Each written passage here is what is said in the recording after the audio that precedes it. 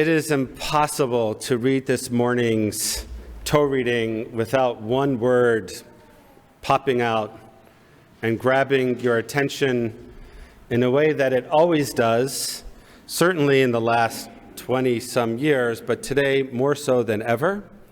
As I was greeting people this morning, Irving Matlow picked it out right away.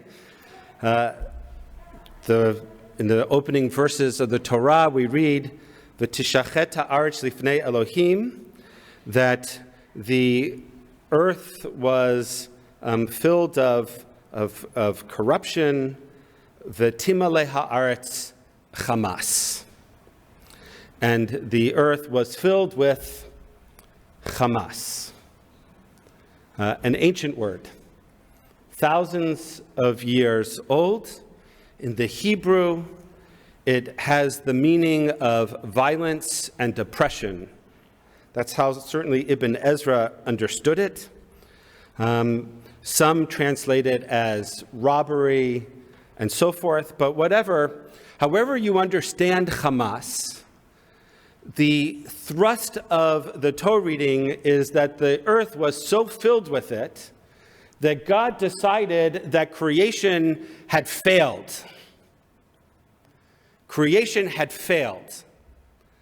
And the only remedy that God could bring to the earth being filled with Hamas was a mabul, a flood, to wipe out the world, every living thing on the world, except for those that would go into the teva, the ark, that he commanded Noah to build. Now, v'tishachet is another interesting word. It's a word that, according to Chizkuni, who's a 13th century commentary, according to Chizkuni, v'tishachet means the moral disintegration of humanity. So this verse, if we understand it in this way, in the Hebrew anyway, v'tishachet ha'aretz lifnei Elohim, that there was a moral disintegration of humanity that filled the earth before God, v'timale ha'aretz, and as a result of that moral disintegration, the earth was filled with Hamas. Now, I don't believe it is an accident that Hamas chose its name. I think that they are aware of not only the Arabic meaning of the word Hamas, but the Hebrew meaning of the word Hamas. And the choice of the name of their terror group was designed to instill in its very name terror into Israelis and into Jews. Hamas is an acronym in Arabic, Harakat al-Muqawama al-Islamiyya, for the Islamic resistance movement. So the acronym means resistance in Arabic, but the Hebrew means violence. Words have meaning. They have meaning. And when used with purpose and intention, that meaning has consequence. We see that in the end of the Noah story as well, with the Tower of Babel, where again, humanity fails. Creation fails, but this time, because God made a covenant that God wouldn't destroy the entire earth again if it failed, this time the punishment is to take all of humanity who was speaking one language and who, according to the Torah, were not only speaking one language, but of a singular idea. We're all thinking the same as if we were automatons, robots, and create a dispersion in diversity. The Tower of Babel is ultimately an ideological story explaining the creation of language, of nations, and of culture. But it comes as a consequence for hubris, for humanity in its unity to think and behave as if it were equal to God. And God couldn't allow that. Words matter, and it's from the Hebrew Bavel comes the English word babbling. And I want to talk about babbling this morning. I want to talk about the word gobbledygook and gibberish that we are seeing already in terms of moral relativism, of how quickly elements of the media and political leaders and others within our neighborhood are somehow or other walking back from the horrors and the atrocities of the butchery that Hamas accomplished, as if somehow or other now Israel is to blame for what is going on. I saw it just last week. I was watching, flipping through the news channels. I happened to turn to ABC News, and they wanted to provide context for how we got to this moment of yet another battle between Hamas and Israel. And it starts with the creation of the State of Israel. And what they presented was a map of the creation of Israel and meant immediately to what they called the forced expulsion of 700,000 Palestinians, which is, it's partly true. As Israel was created, there was 700,000 Palestinians who became refugees. And historians argue over to what extent those refugees were caused by the 5 Arab armies that attacked Israel, who told them to leave their homes because once Israel was, and the Jews were pushed into the sea, they'd be able to go back and not only have their homes, but the homes of the Israelis that were establishing their state at that time. And it is also true that when you fight a war, bad things happen, and there's some number of Palestinians who inevitably were forcibly removed from their homes and turned into refugees. That's the reality of war. It's messy, it's ugly, it's bloody. But what ABC conveniently left out of its conversation was that in 1947, the Palestinians could have created a state alongside of Israel. Imagine what would have happened if instead of saying no to that, the Palestinians created a state. They had an opportunity to create a state, and they said no, and the Arab armies attacked, and they lost. And they lost again in 56, and they lost again in 67, and they lost again in 73. And they said no after 67. In fact, they said no 3 times after 67 in Khartoum. They said no after 73, except for Egypt that finally said yes in 79. And then in the 1990s, you have Oslo, and you had the possibility for it again. And the best offer that the Palestinians were going to get was Ehud Olmert, and Yasser Arafat couldn't bring himself to say yes even then. Conveniently left out of the conversation. This is when we get into word gobbledygook. When we start saying things that aren't true, or we only provide half of the story to make it seem like somehow or other Israel is and has always been the aggressor. Where we forget in the telling of the story that in 2005, Israel left Gaza. Right? And that happened, by the way, because the Oslo Accords were met by the Palestinians with suicide terror and the Second Intifada. The world forgets that it's Hamas that created the suicide bomber, and that it's the PA that still pays them and their families when they've done it. Words matter, the words that we speak as well as the words that we ignore and that we conveniently drop to the side when we're talking about a very complex problem. Israel left Gaza in 2005, and when it left intact $1 billion flour business. Gaza had an airport. Gaza had a port. It had a hotel in Gaza City on the beach, and everybody was talking about Gaza potentially being the Riviera of that part of the world. But what did the Palestinians do? They tore down the agricultural business, and they used the airport and the port not to bring in infrastructure to build a just society, but to bring in infrastructure to build a terror base.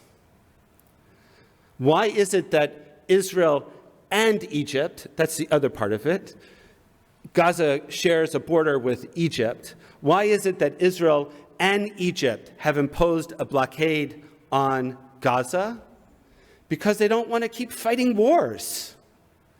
Because they want to protect their citizens from a genocidal terror organization that since its founding has been bent on only one thing, the destruction of Israel, and as we have seen, also the murder of Jews wherever they are in the world. Words matter. History matters. And when we forget it, and when we don't speak it, and when we allow others to forget it and don't speak it, horrible things occur.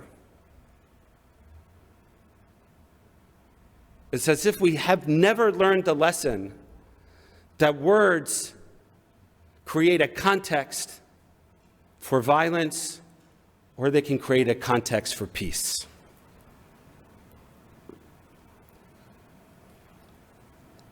The outpouring of sympathy for Israel, writes Yehuda Klein Halevi, was good for Israel's souls, especially in the first traumatic days.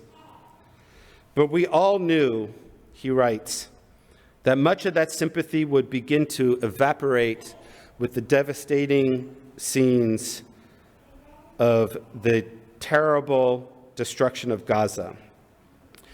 And he says, and this is what I think we need to remember when we talk about words this morning, he said, and we knew, Israel knew, that given the choice, we preferred to be condemned than pitied. One of the outcomes of having a Jewish state is that we don't need to be pitied by anyone else. It makes us feel good when we're recognized and we're pitied, that's for sure, because it validates what we've experienced and what the world has seen. But at the end of the day, having a Jewish state means that we have the ability to respond on our own, to defend ourselves, and to create a context by which Jews should be able to live in peace. So let me add another word to this conversation, and that word is justice. Justice. Justice means that Israel has no alternative, considering the magnitude and the brutality of this attack, but to respond. And that response, unlike previous responses, is not for a ceasefire or for a return to the status quo with Hamas. Hamas has successfully proved why Israelis and Jews are afraid of a Palestinian state. Now, that doesn't mean that Israel can ignore the Palestinians. They've also proved that as well.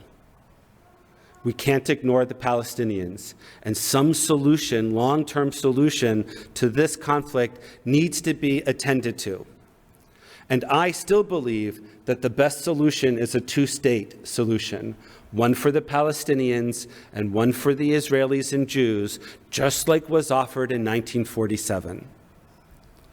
But how you get from here to there cannot happen as long as Hamas continues to have the ability to not only rule over Gaza, but to strike at Israel without consequence. And that means that justice for Israel involves the eradication of Hamas and its infrastructure in Gaza. And that is messy. That is not going to happen, unfortunately, without the loss of innocent Palestinian lives. There's just no way to do it. It's an urban community. It is a community where Hamas continues to use their own people, let alone our 203 hostages, as human shields. And Israel, in order to accomplish this, has to not only do the bombing that it is doing, which is designed in military terms to soften the entry of the military, so that when the army goes in, it is easier for them to operate in order to protect their own lives. Israel allowed and warned and has still not invaded in order to give Gazans time to get to the south and in order to give humanitarian assistance to come in and to allow the United States to try to negotiate with Egypt and Jordan to create safe zones within their own countries, which they don't want. We'll talk about that at another time. Right? Israel has tried to do that, but the only way to succeed is the IDF is going to go in, and it is going to go door to door, and there are going to be booby traps, and Hamas is going to come out from tunnels behind them, and it is going to be a bloody war for the Palestinians and for the Israelis. But the reason there's 130% of reservists that have returned to Israel in order to wear the uniform and to do this is because every single Israeli understands now that when Hamas says it wants to eradicate Israel and kill the Jews, it means it. And that the only way for Israel to live in peace and security is for Hamas to cease to exist. That is the meaning of justice within this context. Now, Israel must, and we should criticize Israel if it goes over the line of fighting what we in the West understand to be the rules of war. It's a crazy thing to posit that there should be rules of war, but we do. We accept that there should be rules of war, but proportionality is not you kill one and I kill one. That's ayin tachet ayin in the Torah. That's talion. That's not how the Torah understands it. Proportionality is you use the force that's necessary to accomplish your mission with minimizing the loss of innocent lives. That's what that word means. And that's what justice means in this context. And we need to know that and understand these words and be strong enough and courageous enough to speak them aloud to our neighbors, to our friends, to our politicians, and to the press, because if we don't do it, Israel will very quickly be hampered in carrying out the mission that it needs to carry out in order to protect itself. Words matter. They have meaning, now more so than ever. And I want to say one more thing about words before I sum this up, and that is all of those who rushed to judgment when the hospital was bombed in Gaza are using their words inappropriately. The Arab world and around here, everybody rose up as a result of this terrible tragedy, but nobody waited for the evidence to see who was really responsible for it. And if Israel was responsible for it, then you have to determine whether or not it was an accident or intentional. Because remember, wars are messy. Accidents happen. Innocent people die. Friendly fire as well as enemy fire. As it turns out, the evidence seems to suggest that this was an Islamic Jihad rocket that misfired. And everybody also forgets when we're thinking about the words that if Hamas didn't attack Israel, there would have been no attack on Gaza. If Israel lays down its arms, Israel ceases to exist. If Hamas lays down its arms, there's a potential for a two-state solution. I'm saying this because we have to remember this if we're going to speak words of truth and of tzedek and of justice at this moment of crisis. We're in for a very long, very difficult future. I am optimistic that at the end, Israel will be there. God willing, they'll accomplish their mission. God willing, it'll be with as minimum Palestinian loss as is possible. And I grieve for the loss of innocent lives. It is such a waste. But Israel is not responsible for the actions of Hamas and what those actions mean for their own civilian population. And if we're going to understand this, we must understand that Israel is fighting a just war because it has no choice. They're not easy or victimless, as Yehuda Kurtzer writes. Just wars are just because they are morally necessary. Because pacifism, he writes, in the face of unfettered evil is an untenable moral position.